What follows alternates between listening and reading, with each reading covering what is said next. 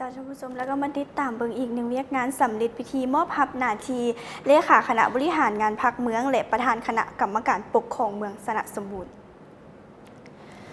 พิธีมอบหับหน้าที่เลขาคณะบริหารงานพรรคเมืองสระสมบูรณ์พร้อมทางมอบหับหน้าที่ประธานคณะกรรมการปกครองเมืองได้จัดขึ้นอย่างเป็นทางการในตอนเช้าของวันที่20 พฤศจิกายน 2025 นี้อยู่ที่สโมสรของเมืองภายใต้การเป็นประธานของสหายพิมพรพันดานุวงศ์คณะประจำพรรคแขวงรองประธานคณะกรรมการปกครองแขวงผู้ชี้นำเวียกงานรอบด้านอยู่เมืองสระสมบูรณ์มีบรรดาสหายคณะประจำพรรคเมืองกรรมการพรรคเมืองหัวหน้าองค์การเลขาคณะพรรคฮักฐานซีนำกลุ่มคณะพรรคฮักฐานบ้านใหญ่เลขาหน่วยพรรคบ้านทั่วเมืองก็ได้เข้าร่วมด้วยกัน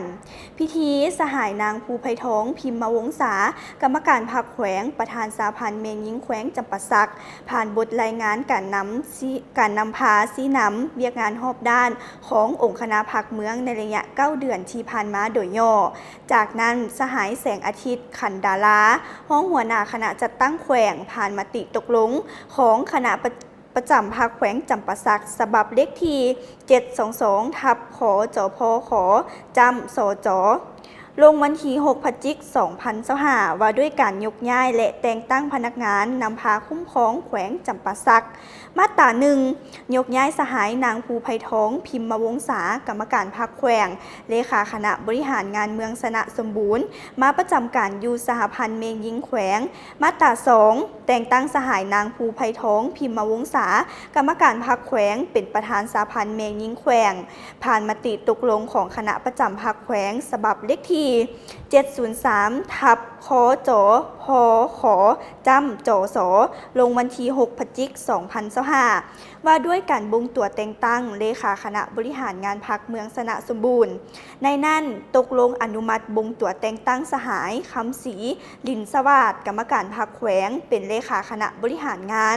พรรคเมืองสระสมบูรณ์ผ่านขอตกลงของฐานเจ้าแขวงจำปาสักฉบับเลขที่1263ทับจขจำจสลงวันที่6 พฤศจิกายน 2025ว่าด้วยการแต่งตั้งประธานคณะกรรมการปกครองเมืองสระสมบูรณ์ตกลงแต่งตั้งทานอ่ำไซพรมณีคณะประจำพรรคเมืองรองประธานคณะกรรมการปกครองเมืองเป็นประธานคณะกรรมการปกครองเมืองสระสมบูรณ์และในพิธีก็ได้มีการมอบหับกระตาของขวัญให้แก่พนักงานการนำเมืองที่ยกย้ายไปประจำการอยู่สหพันธ์เมงยิงแขวงและมอบหับมติตกลงโซดอกไม้พร้อมทั้งเซ็นบทบันทึกมอบหับหน้าที่ระหว่างสหายนางภูไพทองพิมพ์วงศากรรมการพรรคแขวงเลขาคณะบริหารงานพรรคเมืองสระสมบูรณ์ผู้เก่าและสหายคำศรีลินสวัสดิ์กรรมการพรรคแขวงเลขาคณะบริหารงานพรรคเมืองสระสมบูรณ์ผู้ใหม่และเซ็นบทบันทึกมอบหับหน้าที่ระหว่างฐานคำศรีลินสวัสดิ์กรรมการพรรคแขวงประธานคณะกรรมการปกครองเมืองสระสมบูรณ์ผู้เก่าและฐานอ่ำไซพรมณีคณะประจำพรรคเมืองประธานคณะกรรมการปกครองเมืองสระสมบูรณ์ผู้ใหม่